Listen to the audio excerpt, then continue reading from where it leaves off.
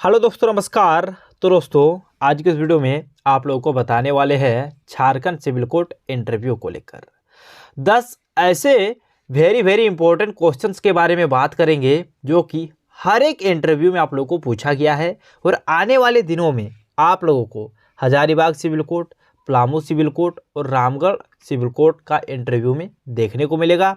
और उसके साथ साथ दोस्तों, रांची हाई कोर्ट में भी यही क्वेश्चंस आप लोगों को देखने को मिलेगा। तो ये 10 क्वेश्चंस अगर आप लोग कर लेते हो तो आप लोगों का 100% सिलेक्शन होने के चांसेस बढ़ जाता है। ठीक है, तो आप लोग वीडियो पर कंप्लीट बने रहे। और उससे पहले अगर आप लोग अभी तक हमारे यूट्यूब चैनल पर नहीं हो तो वीडियो को लाइक और चैनल को सब्सक्राइब जरूर कर लीजिएगा। तो सबसे पहले दोस्तों, आप लोगों को एक चीज़ क्लियर कर देते हैं। आज के डेट पे जो खुशखबरी निकल के आई है वो आप लोगों का हजारीबाग सिविल कोर्ट का है।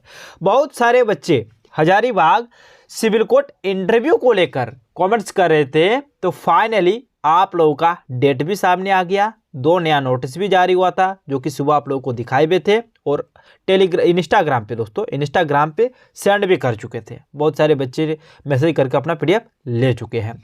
ठीक है, 2 नया नोटिस आप लोगों का जारी हुआ है। एक में आप लोगों का कहा गया है जो आप लोगों का इंटरव्यू होगा, जैसे दफ्तरी के लिए दफ्तरी का इंटरव्यू होगा तो उसमें कुछ चीज़ें आप लोगों को लेके जाना पड़ता है। ठीक है, तो वो चीज़ आपको उसमें मेंशन कर दिया है। बाकी जिसका एडमिट कार्ड नहीं आया है उसको मिलेगा डुप्लीकेट एडमिट कार्ड, उसको लेकर भी मेंशन कर दिया है। ठीक है, और उसके बाद जो दूसरा नोटिस है दोस्तों, उसमें आपको बोला गया है आप लोगों का डेट को लेकर। ठीक है, जो 23 तारीख को आप लोगों का इंटरव्यू होगा, इस दिन दोस्तों आप लोगों को 1000 बच्चे को बुलाया गया है। 8 बजे जो रिपोर्टिंग टाइम है उसमें आप लोगों का 600 बच्चे को बुलाया गया है और जो 2 बजे आप लोगों का रिपोर्टिंग टाइम है उसमें 400 बच्चे को बुलाया गया है। इसमें दोस्तों 1 महीने तक आप लोगों का इंटरव्यू चलेगा हजारीबाग सिविल कोर्ट में, जो कि यहाँ पे बच्चे भी बहुत ज़्यादा अप्लाई किए थे, इसीलिए लंबा समय के लिए आप लोगों का इंटरव्यू भी होगा। और यहाँ पे जो बच्चे हैं ना, रिपोर्टिंग टाइम आप लोग का जो दिखा रहा है दोस्तों, उस हिसाब से बच्चे बुलाए जा रहा है बहुत ज़्यादा, यानी कि एक दिन में 1000 बच्चे को बुलाया जा रहा है। एक दिन दोस्तों ओनली छोड़ के एक दिन में आप लोगों को, जैसे 9 तारीख 9/12 को आप लोगों का ओनली फॉर 400 बच्चे को बुलाया गया है। बाकी जितने भी दिन है दोस्तों 1000 प्लस आप लोगों को बुलाया गया है बच्चे को। ठीक है, ये क्लियर हो गया। अब डायरेक्ट आप लोगों को बताते हैं इंटरव्यू को लेकर, क्योंकि बहुत सारे बच्चे कमेंट्स कर रहे थे सर इंटरव्यू को लेकर वीडियो बनाइए। सबसे पहले तो दोस्तों इंटरव्यू में क्वेश्चंस आता है, देख लीजिए। नंबर 1 आपसे रिलेटेड ही आएगा। पहला तो नाम पूछेगा। ठीक है, पहला दोस्तों आपका नाम पूछेगा, तो यही क्वेश्चन से आपका नाम पूछा, आपने जवाब दिया। पिता का नाम पूछा, मतलब अपना इंट्रोडक्शन। ठीक है, अपना इंट्रोडक्शन आपका पूछा जाएगा, तो ये आपका क्लियर हो गया।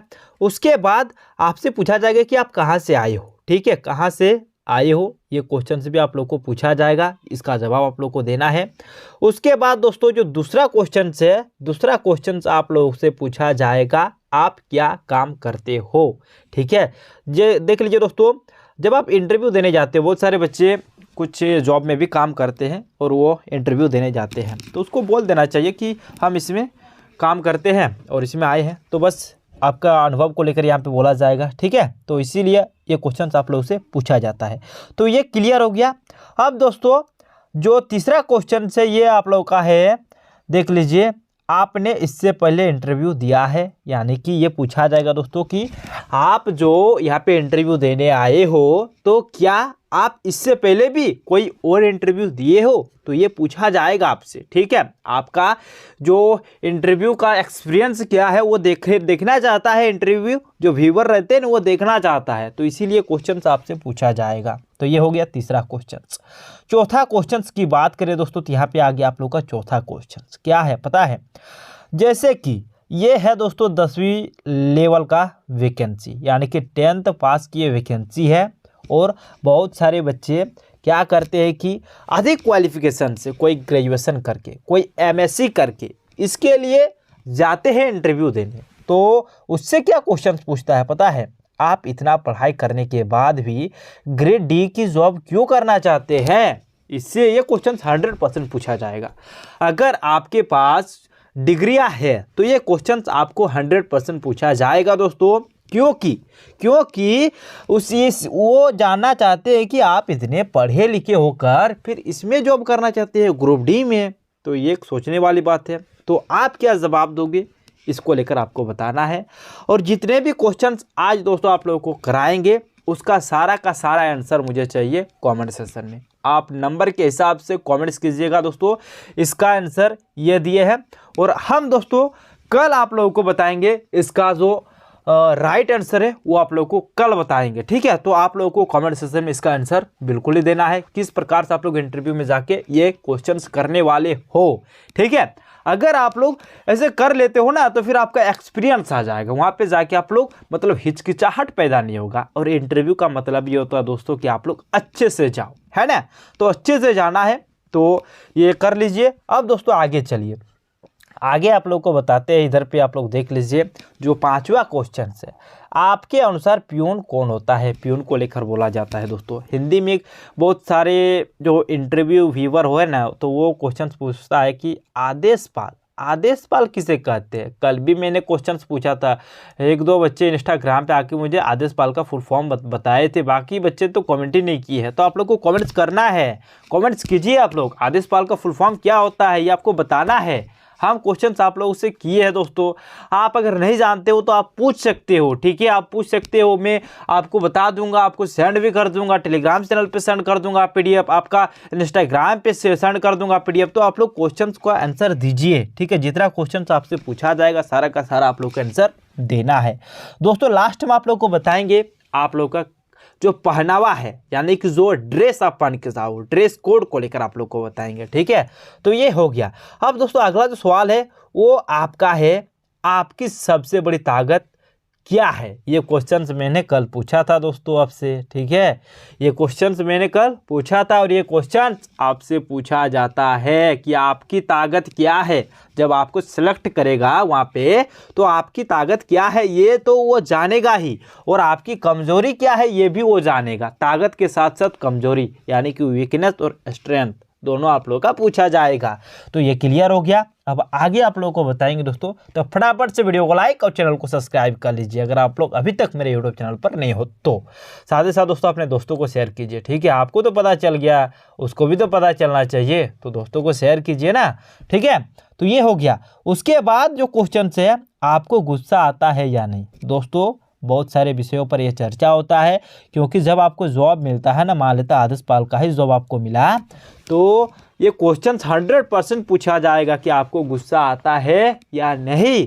और गुस्सा आता है दोस्तों और नहीं आता है, इसका आंसर आपको देना है। क्या आंसर दोगे तो आप सोच लीजिए, ठीक है ना।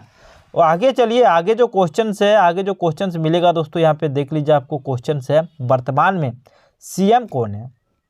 अभी पूछा जाएगा झारखंड का सीएम कौन है, तो आपको बताना है। ये तो इजी क्वेश्चन है, हार्ड नहीं है, बिल्कुल इजी क्वेश्चन है, लेकिन समझना चाहिए, बात यही है। राष्ट्रपति कौन है भाई, तो इसका भी आंसर कर लो। प्रधानमंत्री कौन है, तो इसका भी कर लो। राज्यपाल कौन है अभी, ये भी कर लो। गृह मंत्री कौन है, ये कर लो। वित्त मंत्री कौन है, ये कर लो। रेल मंत्री कौन है, ये कर लो। तो दोस्तों ये सारा क्वेश्चन अगर आप लोग कर लेते हो ना, तो आपका जो इंटरव्यू है बिल्कुल इजी बन जाता है। क्योंकि ये जो सिविल कोड का इंटरव्यू है इसमें यही क्वेश्चन पूछा जाएगा। और देख लीजिए, एक बच्चे को तो इतना क्वेश्चन से नहीं पूछा जाएगा, जितने बच्चे जाएंगे दोस्तों सभी मिलाकर ये जो क्वेश्चन हम बता रहे हैं ये सारा क्वेश्चन पूछा जाएगा, ठीक है। एक बच्चे को तो 3 से 4 या 5 क्वेश्चन पूछा जाएगा, उससे ज़्यादा क्वेश्चन बिल्कुल ही नहीं पूछा जाएगा। यानी कि इजी क्वेश्चन आपको पूछा जाएगा। जितना क्वेश्चन बता रहे हैं ना, तो इसी क्वेश्चन में से आप लोगों को ओनली फॉर 3 से 4 क्वेश्चन पूछा जाएगा, ठीक है। तो ये आप लोग कर लीजिए, जितना बता रहे आप लोग को कर लेना है। बाकी इसके आंसर भी आप लोग को बताएंगे, वो कल बताएंगे, ठीक है ना। तो ये आ गया, देख लीजिए अगला जो आप लोग का है लोकसभा एवं राज्यसभा से संबंधित प्रश्न, ठीक है। लोकसभा से भी कर लेना है और राज्यसभा से भी कर लेना है। जितने प्रश्न बनते हैं दोस्तों आप लोग को कर लेना है, तो कर लीजिए, आपका बेस्ट होगा ना दोस्तों, ठीक है। तैयारी कर रहे हो तो फिर आपका इधर तैयारी भी हो रहा है, इधर आप लोग का इंटरव्यू का भी हो रहा है, तो दोनों हो रहा है ना, एक तीर में 2 निशाना हो रहा है। तो आप लोग कर लो ना भाई। तो ये हो गया। उसके बाद आ गया जो क्वेश्चंस बनता है साइंस से, ठीक है। साइंस यानी कि विज्ञान से जो क्वेश्चंस बनता है, और ये बेसिक क्वेश्चंस है। एक आप बीमारी से कर लो, बीमारी से रिलेटेड क्वेश्चंस आप लोग कर लो। बोल देता है विटामिन ए से कौन सा रोग होता है ना, विटामिन ए की कमी से कौन सा रोग होता है, विटामिन सी की कमी से कौन सा रोग होता है। ये क्वेश्चन देख लीजिए, इजी है, बस यही क्वेश्चन पूछा जाएगा। विटामिन डी से कौन सा रोग होता है, ये सब आप लोग कर लेना है। वायरस से कर लीजिए, आँख से संबंधित प्रश्न कर लीजिए, ठीक है। आँख से संबंधित प्रश्न जो बनते हैं 1-2 गो इजी क्वेश्चन, तो आप लोग को कर लेना है। आविष्कार वाला कर लीजिएगा और विटामिन वाला कर लीजिएगा। जैसे कि मैंने विटामिन को लेकर बोला ना, तो विटामिन को लेकर आप लोग कर लीजिए और ये क्वेश्चन आप लोग को देखने को मिलेगा, ठीक है। आगे दोस्तों आप लोगों का है ये क्वेश्चंस देख लीजिए। ये जो क्वेश्चन है ये आपसे पूछा जाएगा गुरुत्वाकर्षण बल में स्मॉल जी का मान कितना होता है, तो आपको बताना है दोस्तों। जो कि यहाँ पे आपको अगला जो क्वेश्चन है, क्या आपको दूसरा जॉब मिलेगा तो ये जॉब छोड़ दीजिएगा, ये क्वेश्चन से पूछेगा ही आपसे, है ना। तो ये क्वेश्चन आपसे पूछेगा ही कि जैसे कि आप तैयारी पे लगे हो, कोई बच्चा ओवर कॉन्फिडेंस के तौर पर बोल भी देता है कि सर मैंने 2 से 3 एग्ज़ाम भी निकाला है, तो ये सब बोल देते हैं लनपन। तो उससे पूछा जाएगा कि आप क्या जब दूसरा जॉब आपको मिलेगा तो क्या ये नौकरी आप छोड़ दोगे, तो ये क्वेश्चन एकदम पूछा जाएगा। उसके बाद बोलेगा 10th में गणित में कितना नंबर आया था, ये क्वेश्चन भी बहुत से पूछा जाए, यानी कि सब्जेक्ट में आप लोग का पूछा जाएगा कि कितना नंबर आया था। थोड़ा बहुत अपना देख लीजिएगा, क्योंकि जब इंटरव्यू में जा रहे हो तो आप लोगों को क्वेश्चंस का आंसर देना चाहिए, ठीक है। तो ये है आप लोग का लास्ट, और यही सब आप लोग का क्वेश्चंस आएगा।